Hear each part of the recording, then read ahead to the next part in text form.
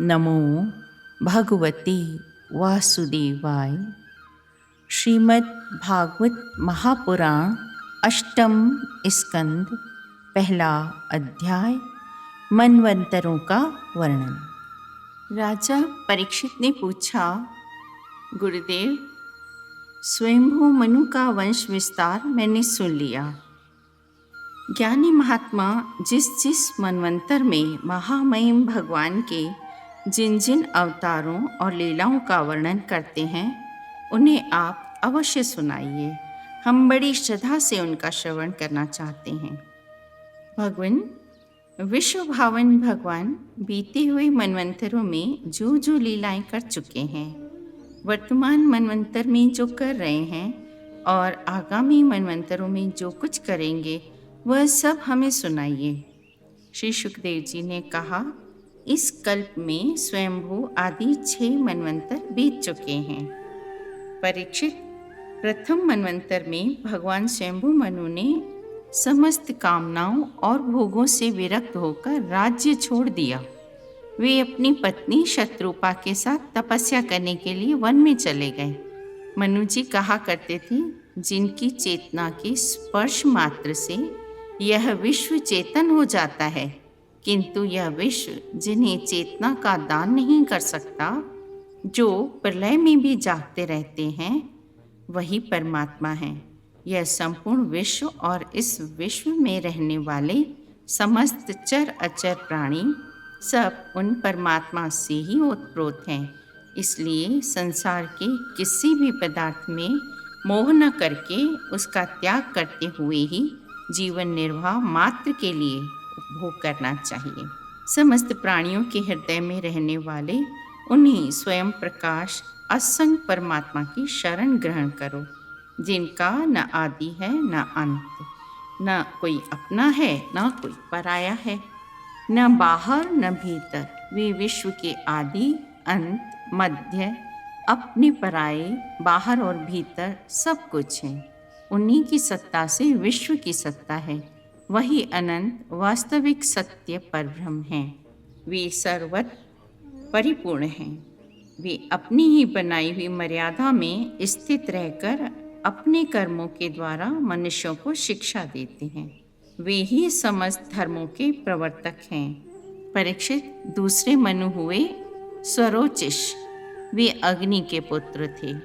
तीसरे मनु थे उत्तम, वे प्रेमव्रत के पुत्र थे।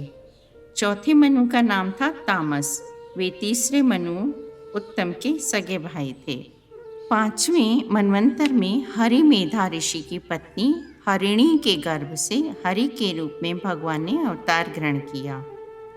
इसी अवतार में उन्होंने ग्रह से गजेंद्र की रक्षा की थी। राजा परीक्षित ने पूछा, मुनिवर, हम आपसे यह सुनना चाहते हैं कि भगवान ने गजेंद्र को ग्रह के फंदे से कैसे छुड़ाया था। सूची कहते हैं, राजा परीक्षित आमरण अनशन करके कथा सुनने के लिए ही बैठे थे। श्री सुखदेव जी तब महाराज को इस प्रकार कथा कहने के लिए प्रेरित करने लगे। परीक्षित का अभिनंदन करके मुनियों की भरी सभा में उन्होंने कहना शुरू किया। दूसरा अध्याय, ग्रह के द्वारा गजेंद्र का पकड़ा जाना। श्री सुखदेव जी कहते हैं, परीक्षित, क्षीरसागर में त्रिकूट नाम का एक प्रसिद्ध सुंदर एवं श्रेष्ठ पर्वत है। उसके चांदी, लोहे और सोने के 3 शिखरों की छटा से समुद्र, दिशाएं और आकाश जगमगाते रहते थे। झरनों की झरझर से वह गुंजायमान होता रहता था।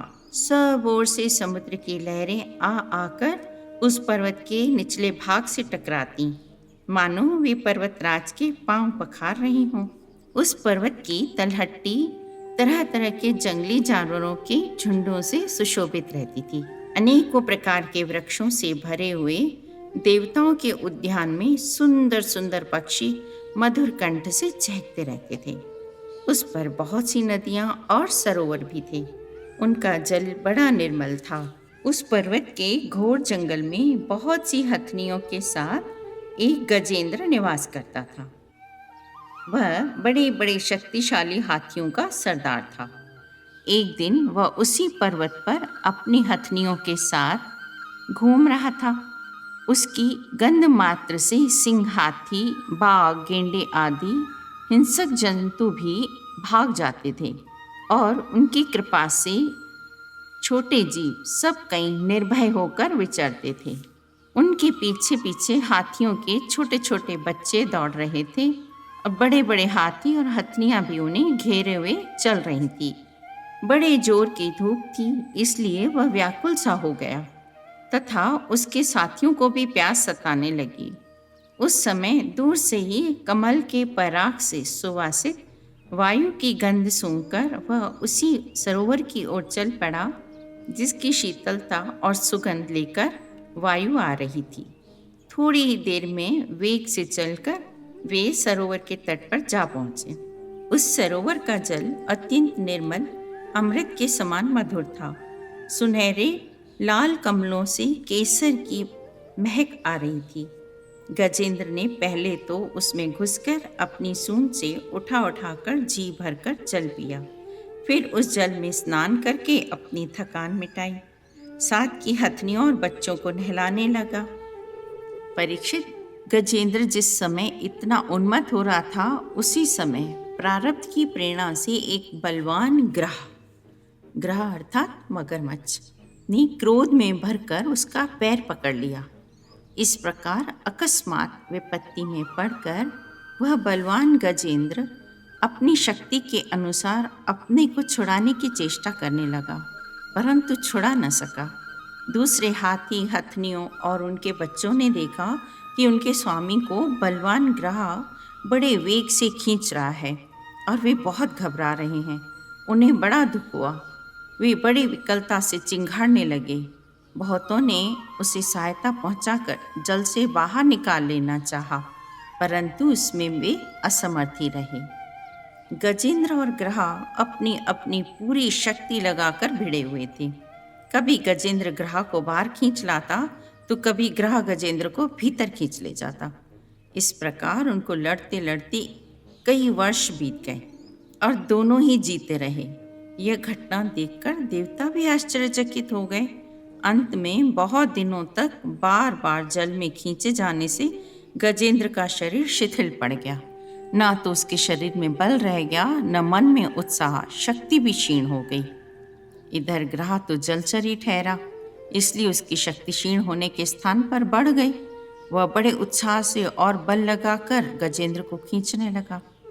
इस प्रकार देह अभिमानी गजेंद्र अकस्मात प्राण संकट में पड़ जाने से और अपने को असमर्थ देखकर घबरा गया। अपने छुटकारे का उपाय निश्चय नहीं कर पा रहा था। अंत में उसे समझ में आया, यह ग्रह विधाता की फांसी ही है। इसमें फंसकर मैं व्याकुल हो रहा हूँ।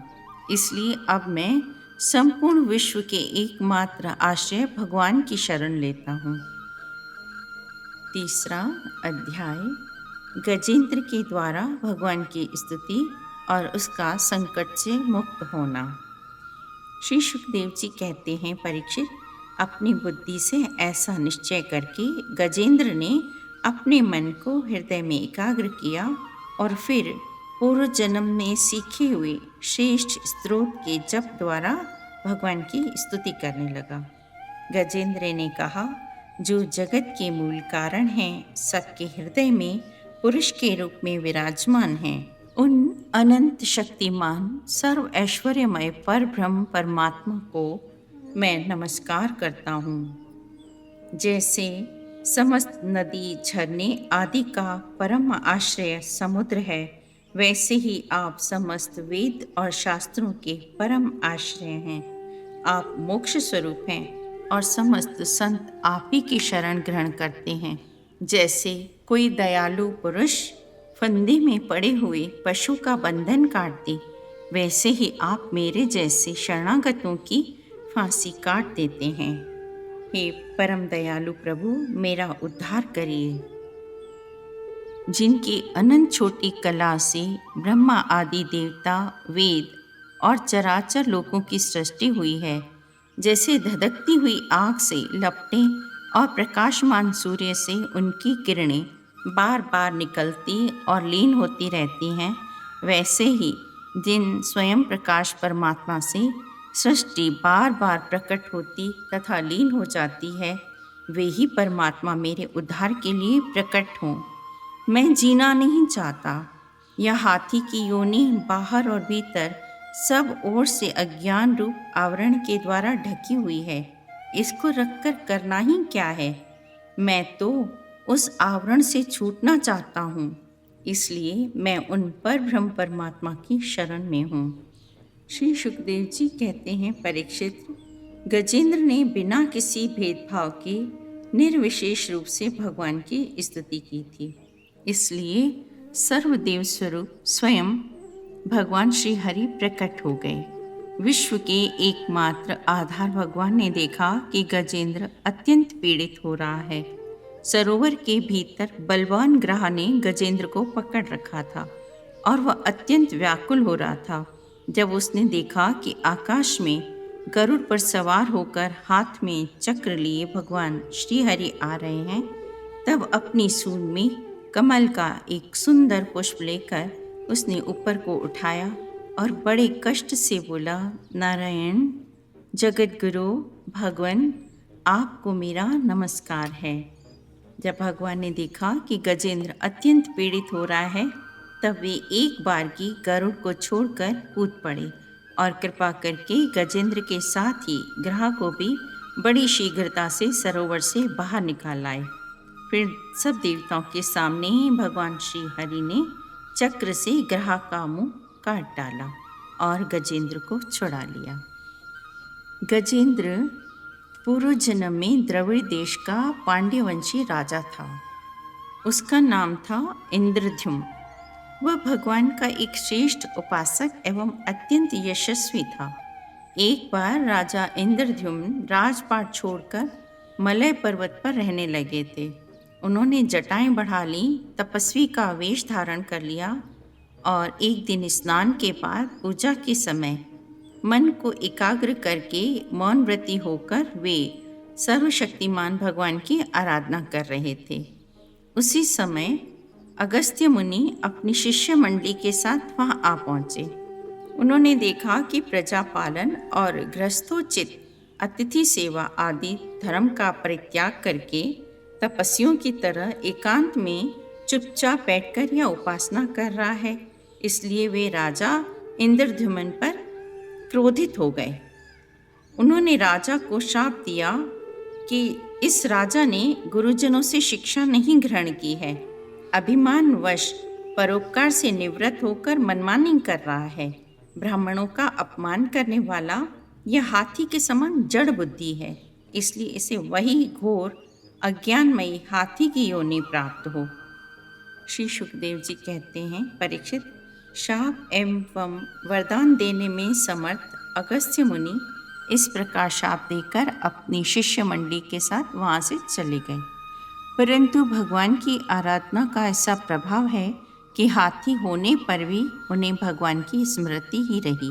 भगवान श्री हरि ने इस प्रकार गजेंद्र का उद्धार करके उसे अपना पार्षद बना लिया। श्री भगवान ने कहा, जो लोग रात के पिछले पहर में उठकर इंद्रिय निग्रह पूर्वक एकाग्र चित्त से मेरा, तेरा तथा इस सरोवर, पर्वत एवं कंदरा का वर्णन और जो लोग ब्रह्म मुहूर्त में जागकर तुम्हारी की हुई स्तुति से मेरा स्तवन करेंगे, मृत्यु के समय उन्हें मैं निर्मल बुद्धि का दान करूँगा। परीक्षित, गजेंद्र की स्तुति से प्रसन्न होकर सर्वव्यापक एवं सर्वभूत स्वरूप श्री हरि भगवान ने सब लोगों के सामने ही उसे यह बात कही थी।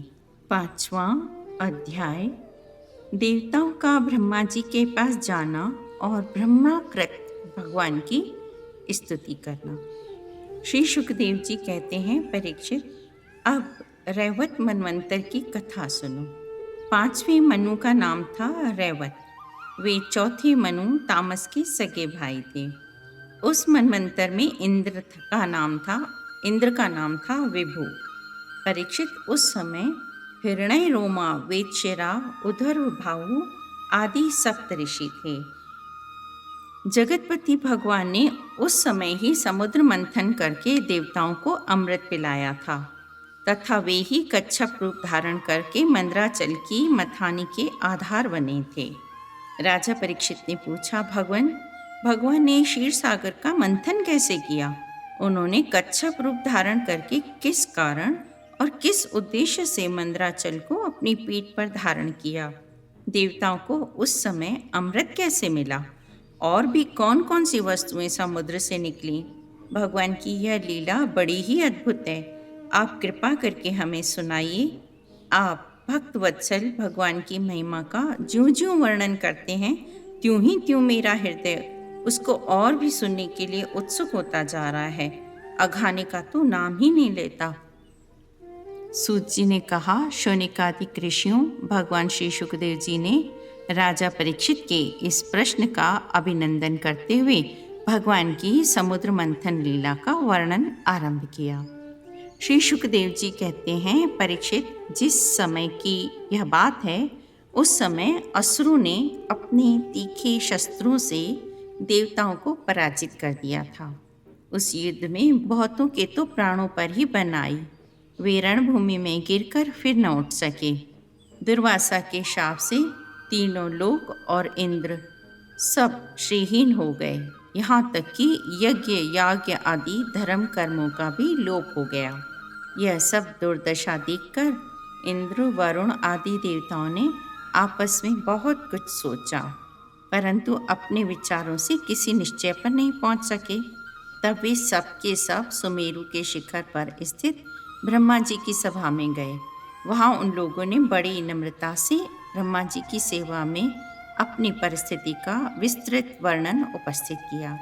ब्रह्मा जी ने स्वयं देखा कि इंद्र वायु आदि देवता श्रीहीन एवं शक्तिहीन हो गए हैं।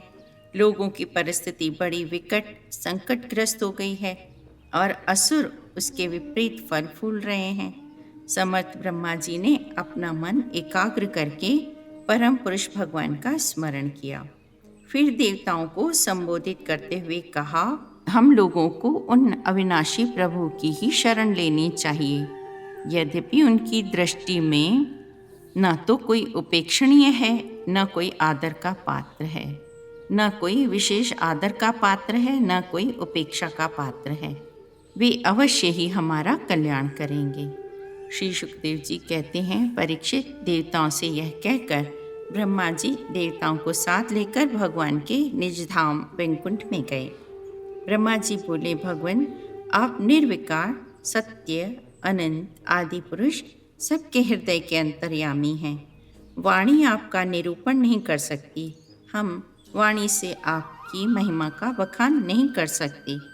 आप समस्त देवताओं के आराधनीय हैं और स्वयं प्रकाश हैं। हम सब आपके चरणों में नमस्कार करते हैं। हे अविनाशी, हे सुख स्वरूप प्रभु, हे एकमात्र ज्ञान स्वरूप, हे अंतर्यामी प्रभु, हे सर्वशक्तिमान प्रभु, हम आपके चरणों में बार बार नमस्कार करते हैं। परम ऐश्वर्यशाली पुरुषोत्तम परब्रह्म, हम पर प्रसन्न हो जाइए। पुण्य लोक स्वरूप होने के कारण मुक्ति के द्वार एवं अमृतमय आप ही हैं। ऐसे सूर्य जिनके नेत्र हैं, वे परम ऐश्वर्यशाली भगवान, हम पर प्रसन्न होइए।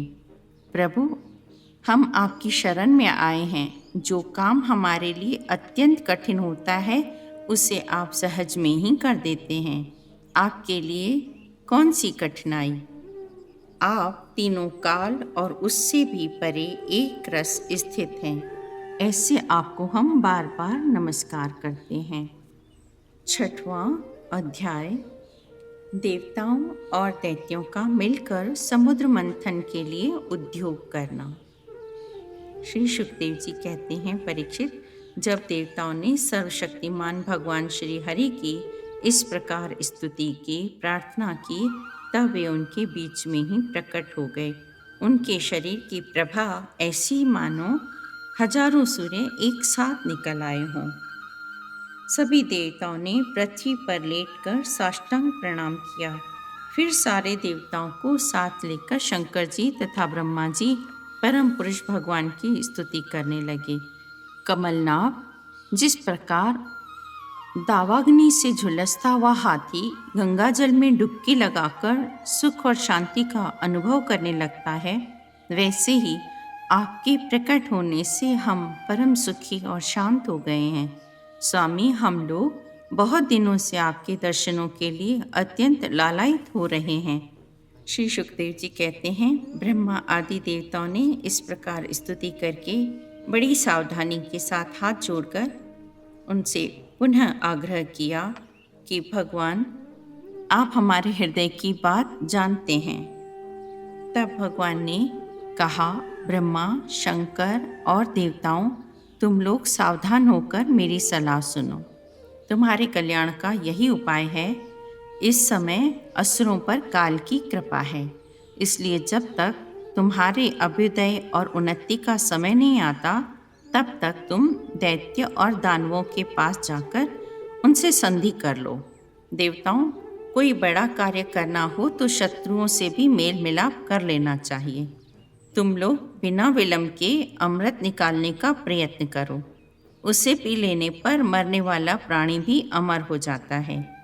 तुम लोग मंद्राचल की मथानी और वासुकी नाग की नेति अर्थात रस्सी बनाकर मेरी सहायता से समुद्र का मंथन करो। अब आलस्य और प्रमाद का समय नहीं है देवताओं। असुर लोग तुमसे जो जो चाहें सब स्वीकार कर लेना।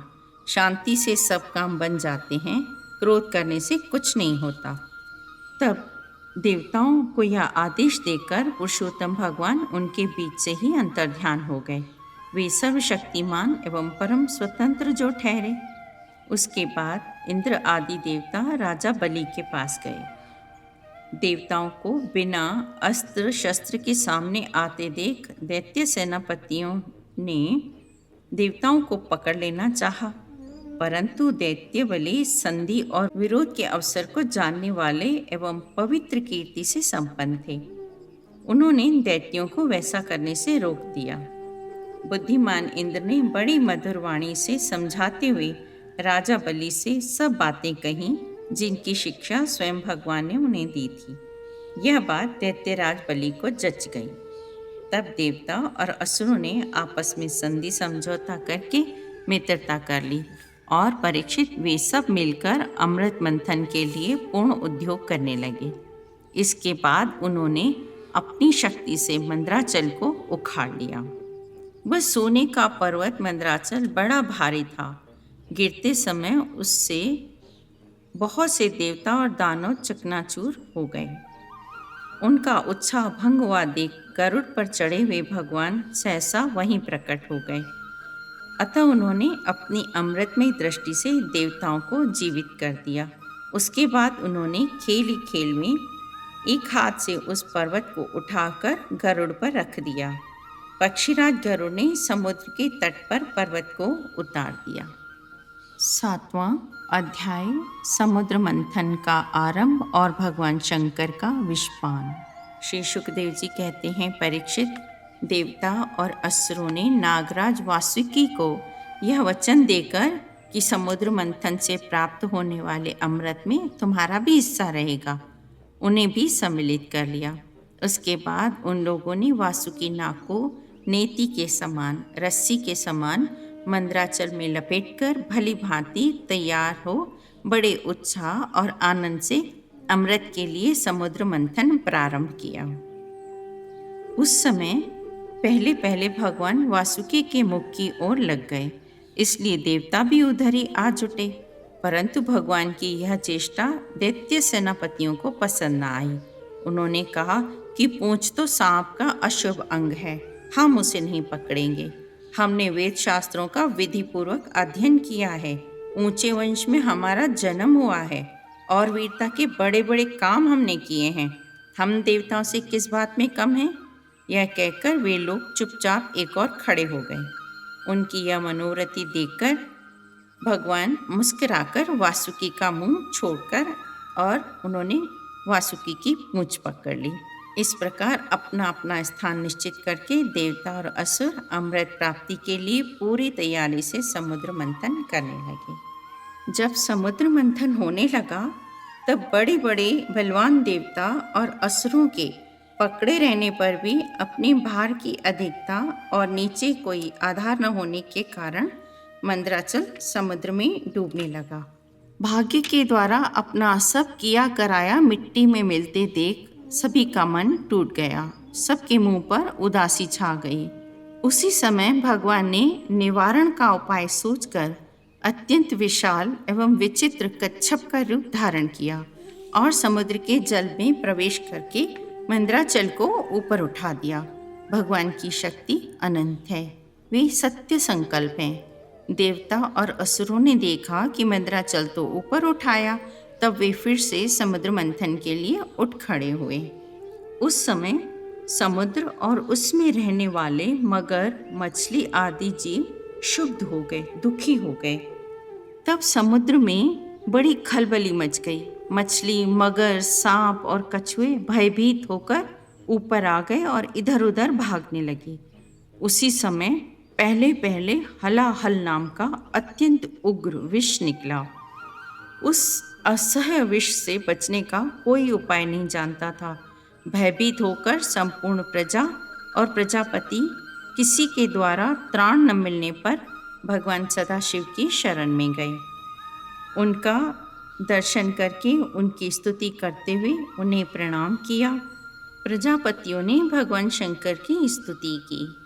देवताओं के आराध्य देव महादेव, आप समस्त प्राणियों के आत्मा और जीवन दाता हैं। हम लोग आपकी शरण में आए हैं। त्रिलोकी को भस्म करने वाले इस उग्र विष से आप हमारी रक्षा कीजिए। आपने कामदेव को, दक्ष के यज्ञ को और त्रिपुरासुर आदि सभी को आपने नष्ट किया है और अनेक जीवद्रोही असुरों को भी आपने नष्ट कर दिया है।